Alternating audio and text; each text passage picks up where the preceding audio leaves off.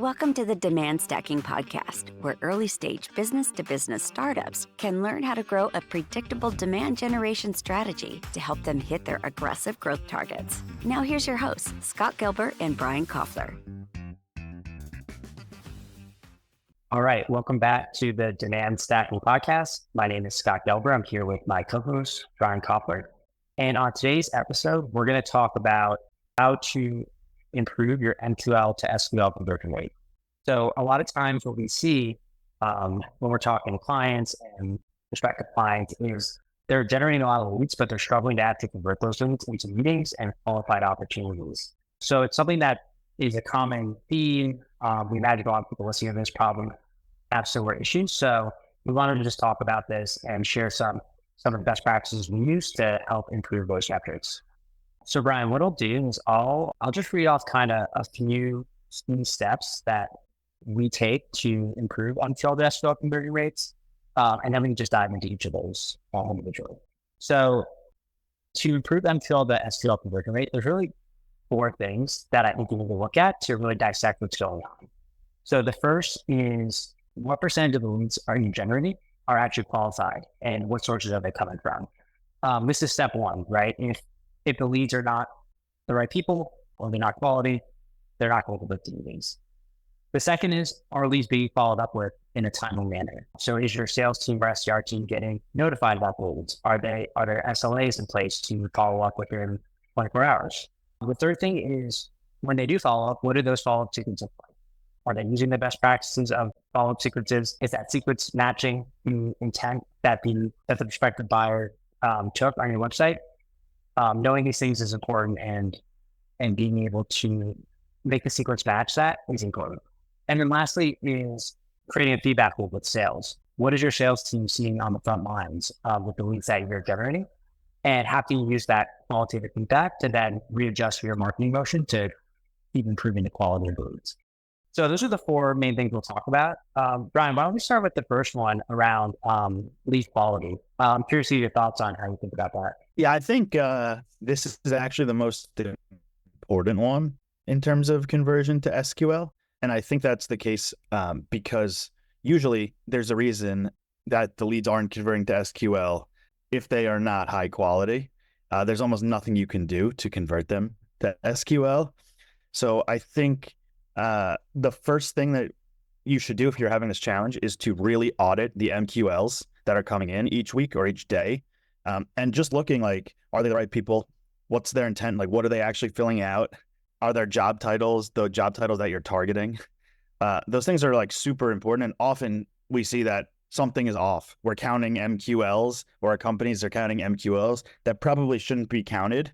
And that's why they're not converting, even if the follow-up is good. So I think that's often the first step, and sometimes the only step that needs to be fixed. Yeah, I think there needs to, sometimes the issue is leads are coming in, but there's no mechanism to gauge, like, was that a qualified lead? And to your point, one way is to just treat conversions as leads, then convert them to MQLs when they are qualified. Another way is pass into the sales team and have them mark something in your CRM, right? To say yes, I accept this lead because it's a good one, or no, I don't. And I think that's an important thing. It's something that people don't track. So then when you're trying to analyze it, you don't really know, right? You have to go through each lead one by one, which is not efficient. So I think creating some type of mechanism like that gets you to that data quicker. Yeah, and I also think sometimes this gets overcomplicated, especially at a newer, younger, earlier stage company. Usually the lead volume isn't hundreds a day. So they should be kind of audited manually by a marketing person or a salesperson, and checked off whether they're MQL or qualified or however you want to mark that. I think sometimes companies overcomplicate this. They try to write automation. If you're having thousands of leads a day, that's a different story. But for the most part, earlier stage companies, that's not what's happening. And it's really important to actually have eyes on the leads and manually look through them from a marketing and a sales perspective. I think sometimes people try to skip that with automation, and they should. Yeah, it's a good point. I think the other part is that if you do have a mechanism to see what are the qualified leads, then it's looking at the sources or the actions they're taking. I think a lot of times where you'll see the unqualified leads coming in are usually like one or two sources, right? Maybe they did a third-party promotion for a ebook, or they did content syndication, and you'll see like hundreds of leads coming in, but then they're all garbage or they weren't ready to buy in the first place. So to your point, I think it's as simple as like, you can probably see trends where certain things you're doing are bringing quality leads at a good rate. Obviously, it's never perfect. And then there's some things that are just like abysmal. And I think like if you just like looked at that and were like, oh, interesting, that when we did the third party promotions, we got really unqualified leads. Let's just stop that and let's shift that budget towards the things that are bringing qualified leads. You touched on this a little bit, but we maybe should have started with the qualification of like, well, what do you even call these things? And I think there's many ways to do it, but the end all be all is that you want a way to signify qualified leads from other leads. And that could be marking the qualified ones as MQL. That could be a checkbox that says qualified, right? There's a lot of ways to do it. But one thing that we often see is that companies are not doing that well. So they are just lumping in all of their leads as MQLs or all of their leads as leads. And then this goes into the next point, but doing the same kind of follow-up, no matter where it comes from or who the person is. So I think like pretty simply having a way of saying, this is a good one, this is qualified, that's not crazy complicated. And then again, to the next point, what do we do if something comes in that is qualified versus not qualified and the sources? That's pretty simple way to like increase your ratio. And you might actually see you have less MQLs or qualified leads than you thought you did. And that's okay, but the conversion rate should go up if you're qualifying out better. Yeah, 100%. And to your point, like that's the first step, right? Like anything else we talk about, like if the leads are not qualified, it just doesn't matter. So really getting to the source of what's working, that's like step number one. And honestly, it's like, to your point, like it's usually the issue. It's just like you're doing all these things and a lot of them aren't producing qualified leads. Yeah. I would say it's rare where a company has too many qualified leads and doesn't know how to convert them. It's usually not that case. Sometimes it can be if it's like a resource issue, but 9 times out of 10, it's a qualifying / quality issue up front, not what happened after. Yeah. And then the other thing is like, is the intent of those leads. So a lot of companies get into an issue where they're thinking about, they're goaling marketing on like driving hundreds of leads, right? And then what happens is they find ways to generate hundreds of leads, but they're through like content downloads and things that really don't show an intention of someone wanting to evaluate your software. So they'll get like hundreds of leads, but then when people follow up, not surprisingly, they're not ready. They're not ready to buy. So that's another part of it too, is just generating leads for the sake of, hitting a number and then not being surprised when none of them convert. Yeah, I think this rolls into the second kind of point nicely, which is the follow-up that happens based on the lead that comes in. And I think starting with the qualification, there needs to be simple buckets. I like doing this as simply as possible of like, what are the leads that come in? And it could be as simple. One thing that I've used in the past is hand raisers and non-hand raisers. I know it sounds stupid, but it's hand raisers is like demo pricing, contact us if you have different forms for those. Non-hand raisers is anything else, content, I don't know, inquiries about the company sometimes get filtered in there. And then just simple paths of what happens to those is different. Often I see companies are doing the same follow-up no matter what comes in and where it comes in from. My advice is like, if you see, usually there's a lot of different ways things are coming in if you're getting any type of lead volume. And I wouldn't suggest having different paths for each specific thing. That's why I like the buckets of like hand raiser and non-hand raiser, or hand raiser and content. Yeah, I like that. Yeah, we used to call it like warm leads and hot leads, but yeah, it's so true, right? Like, and I think we've seen this a couple of times where companies are getting warm leads through content, webinars, whatever. And then their follow-up it's just like, hey, like, let's schedule time. And it's like, yeah. And it's like, that wasn't like, they didn't raise their hand. Right. So sometimes it's as simple as shifting that. I'm curious, like, how do you think about shifting that content? So 2 follow-up points. One is warm and hot leads is super common. Personally, I don't like that because it always confuses me what's warm and what's hot. Like maybe I'm just not intelligent enough to separate the two, but like that's a common one that I do see, which should work if everyone's on the same page of what is warm and what is hot. That's a good delineation. And then point two is I actually talked to a company this week that is this exact example. They had 140 content downloads from LinkedIn over the past 6 months. That were content that was like high quality content and the right people downloading, but they've had 0 opportunities generated. And the reason is when I looked at the follow-up, they send 4 follow-up emails that just say, do you want to see a demo? Basically. So it makes sense. Like if you actually think about it, if you downloaded this PDF or ebook and somebody followed up saying, do you want to see a demo of this product that you don't even know what the product is yet? Like you're not going to generate any opportunities. So I think the goal and the follow-up of the content downloads just needs to be different than the hand raisers or hot leads. And that needs to be like socialized internally. Like if we get 100 content downloads from LinkedIn, we are not expecting to get 80 opportunities from that right now. If we get 100 demo requests, we should get 80 opportunities. Yeah, I think that was something I was thinking about, which is like on top of treating them differently, also like your expectations for what you convert should also be treated differently. I think it's really important to look at both your hand raisers and non-hand raisers and like understand that like hand raisers should convert at a higher rate, right? And I think typically what I saw is somewhere between like 40 to 20% should convert to demo.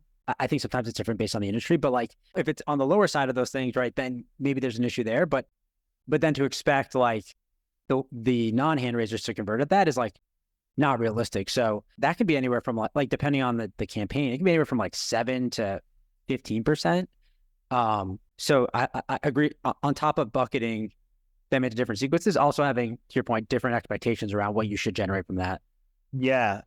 And I think like somebody who downloaded content that's, you know, top or middle of the funnel probably would rather have more content that's relevant in their follow-up that they could download and read than saying, do you want to see a demo?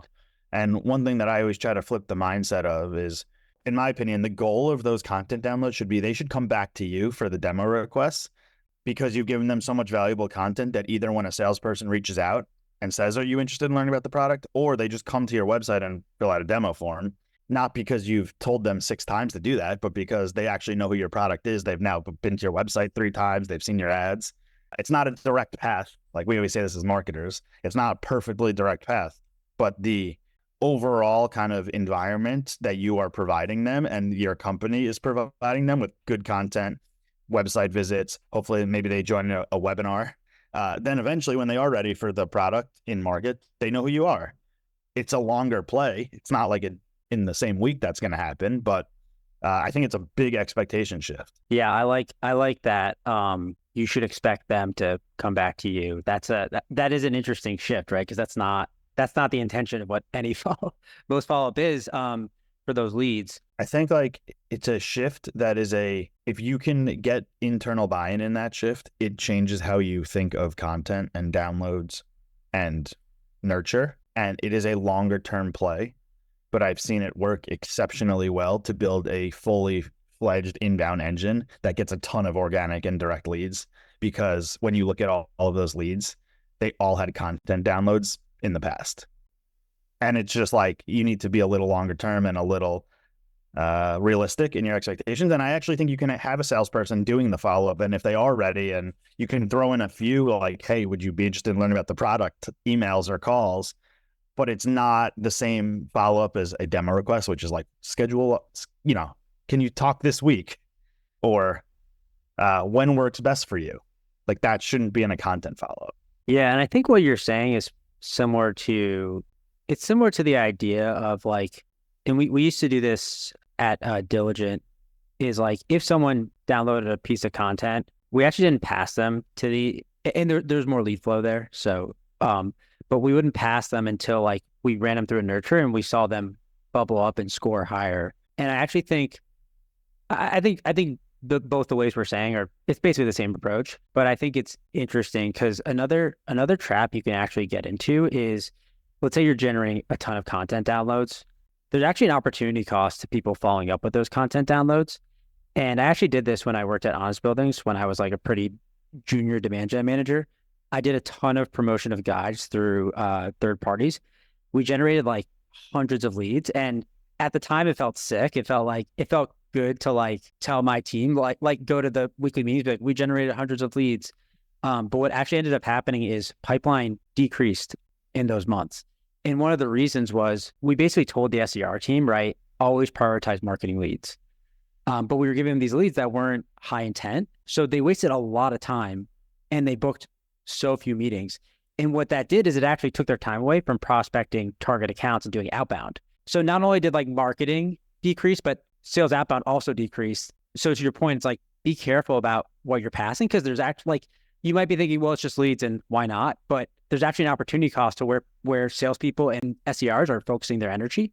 And if you're giving them bad leads, you're taking them away from doing other things. 2 points that. So one is, I think that's a little bit nuanced situation when you have a lot of lead flow. I think with some of the earlier stage companies, like they're not having hundreds of downloads of any piece of content. So just getting that would be great, because the salespeople have no warm leads or no leads really to follow up with. That's number one. So big company with a lot of lead flow is a little different, I think, than a scaling startup that doesn't have any, or is just starting to get content downloads. And number two is actually what I've seen with some of our clients, and what I saw in-house when I worked at Insided that worked well, is when we were getting a lot of content downloads, exactly your point, we actually shifted some of the SDRs to, we called them an MDR, or marketing development role. And again, I've seen this recently with some of our clients who get a lot of content downloads. So they have different follow-up methods and sequences than the typical outbound SDR. And it's a little bit different of a mind frame and different goals. And it works super well. I think it's really hard to have an SDR who's really good at outbound also be good at nurture. It's just like a different mindset, different way of working a little bit. If you're a small company, obviously, and you have one SDR, two SDRs, that's the nature of the beast. But as you scale and have more reps, I actually think it's worth splitting those roles out, and I've seen success with that. Yeah, it's also hard to prioritize your day when you're switching back and forth with random inbound leads, and so that makes a lot of sense. Even just like the lead list, or the list that the rep looks at every day, if it's like a mix of outbound and inbound, it's like, what did they fill out? Is this one outbound? Like, what sequence do I drop them in? If the roles are separated, it's very easy. It's like all the content downloads go to these people unless it's specific accounts, and then outbound accounts are these accounts, and unless they get notified they didn't download something or request the demo. And I think it just prioritizes people and keeps them in the same mind frame all day. Again, it's really only a challenge when you get like hundreds of downloads a month, probably. Up until that point, it's not that big of a challenge. But to the point of what the follow-up is, it actually may be worth splitting out the roles to separate follow-up roles from an SDR if you're getting a lot of volume and not seeing them convert. Yeah, good point.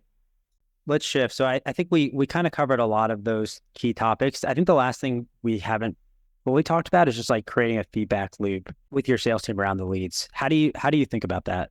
Yeah. So I think there's a lot of ways to solve this. So I think the main point is that there needs to be a feedback loop between whoever is doing the follow-up and whoever is putting out the content. And so usually that's like the demand gen manager or the head of content and the demand gen manager need to be in contact with the person who is doing the follow-up. Now, how you solve that? A lot of different ways. What I just suggested is having a separate role for an MDR who sits on the marketing team. Very easy way to solve that if you have the resources, because then that person is in the marketing team meetings. They understand the content. They talk to the head of content and the demand gen leader all the time. If you don't have that luxury or that team set up, I think it's needed that the demand gen manager and content manager are having one-on-ones and weekly meetings, that they bring in the rep who is doing the follow-up, even if that rep sits on the sales team. Like, you want, in my opinion, that relationship needs to be very personal, very close, like slacking all the time. How did this, was this a good lead? And the vice versa, the rep saying like, this was a great content download. I got him on the phone. It was awesome. Or, hey, great content download, but like they're not interested at all in our product. So like the team structure is a simple way to solve that. If your company is okay with having the MDR, SDR sit on the marketing side. If it's a little more traditional, that's usually not the case. But then it's like weekly meetings, personal relationships, sitting next to them in the office. If you're in the office, I think those things really matter for the marketing team to get better. Yeah. I think that's a good point. I think there's a lot of ways, to your point, to solve this problem with getting feedback from sales on your leads. But I think a simple way that we've done a couple times with clients is just creating a Slack channel where the alerts are coming in through Slack, and then you can literally just like tag the person and be like, "Was this good?" Or like, "How did this happen?" And I think I think it's a simple way to just quickly get some feedback. And obviously, if you're getting hundreds of leads, that isn't sustainable. But if it's not hundreds, and maybe 5 are coming in a day, like you could easily do that and just quickly get feedback. So I think that's just like a really simple solution to start, and then you can get more sophisticated as the program matures.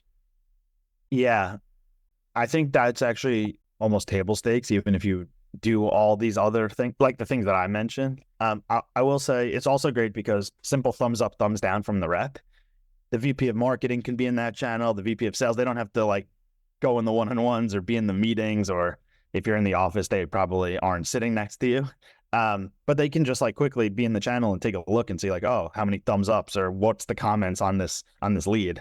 Again, if you're not getting hundreds or thousands a month, it's totally scalable. I actually, going back to the point I made earlier, I think if content and following up on content is a big part of your demand gen kind of plan and marketing plan, I personally think that rep, if they're mainly focused on this, should probably sit on the marketing team more than even the sales team, or on the demand gen team, because it's so important that they're aligned with what the content says, why we're putting it out, what the point of view is of the company.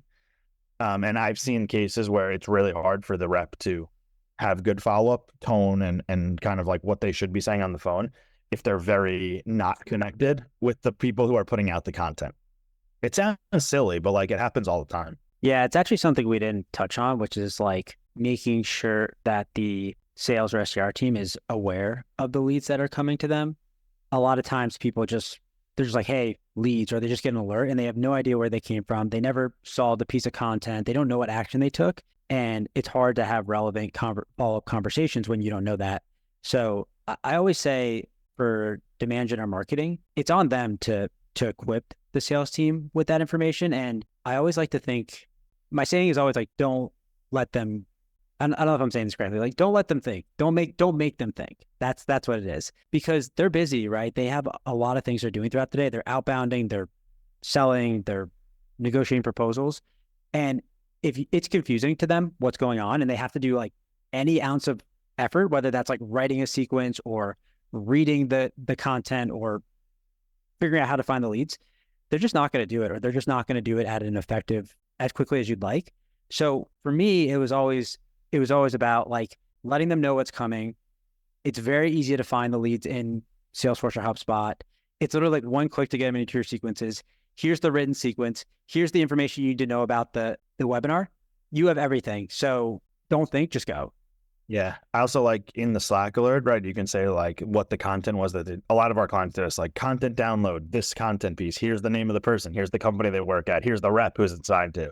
Then it goes in a Slack channel with the marketing team and the sales team, or all the reps, so they can all see it, and the marketing leader and the SDR leader. And then it's like a little bit of public knowledge. So I think that makes people follow up because it's in a public Slack channel and it has their name.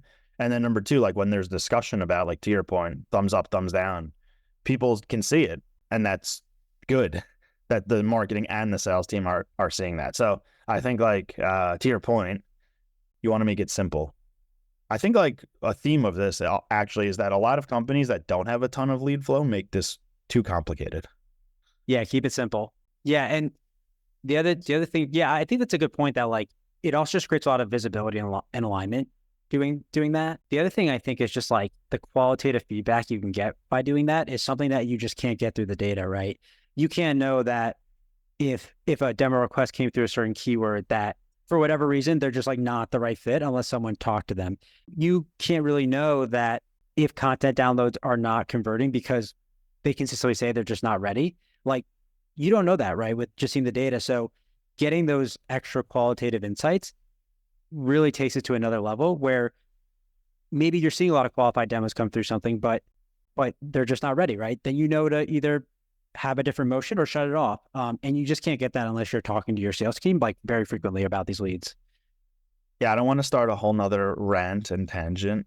There's probably a whole topic that we could talk about, but one thing that I see pretty frequently, unnecessarily for early stage companies, is like lead scoring and building out automated lead scoring, which goes into this conversation because it's trying to automate a lot of what we're talking about, which is like qualitative and quantitative, and like we're getting feedback in real time, but from a real person on your team. And lead scoring kind of gets rid of that. And when you have thousands of leads come in, it's one thing. It needs to be automated, routed automatically, right? Like automatically dropped in a sequence based on score. Until you get to that point, I'm actually like very against even setting up a lead scoring method and the time it takes, and it's never right.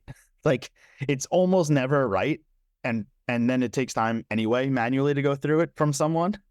So yeah, I like so many times when we start working with companies that are Series A, Series B, they have some lead flow and they already think that they need to build out lead scoring or starting to build out lead scoring, and it's a massive project.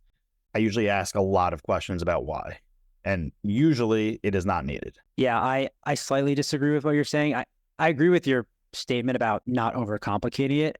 The marketing ops person in me likes lead scoring because keeping it simple for a few reasons. One is like, if you just like have a trigger for scoring with a certain form, it just, you don't have to keep rebuilding workflows to like set that up. So it's just a little bit more succinct. And then I do think like it can end up bubbling up people that you might not be aware like actively. But what you're saying is correct in terms of like very, very bare bones, right? Like every content download is this score, every webinar is this score, every demo has this score, key website page is this score, but that's it, right? And like email, but like nothing super sophisticated, but just as a way to create some efficiency. But what you're saying is correct. Yeah, I think like what bothers me is usually what I see is that there's no action that's different. Almost like if the action that you're taking off of the lead score isn't different, then there's no need for the lead score, right? Like if you're doing the same thing for a content download, for any content download, regardless of the lead score or demo request, then it doesn't really matter what the score is if you have a follow-up sequence that you put demo requests in. And again, when you have thousands of content or downloads and demo requests that are all doing different, you have a ton of content, so there is different kind of nuance. I get it. When you have a few pieces of content and one or two demo forms, I don't think that it's usually necessary at the stage when it is prioritized. That's like, yeah, it's definitely not necessary. And the score itself doesn't matter. It's more, I like using it for efficiency, where like if I just set up that everyone going through a webinar form should get, then it's like I set it up once and I'm done. I don't have to do it every time there's a new webinar. But I agree with what you're saying. It's like it's definitely not necessary. It definitely shouldn't be overthought. Like in the early stages, it's really not that important.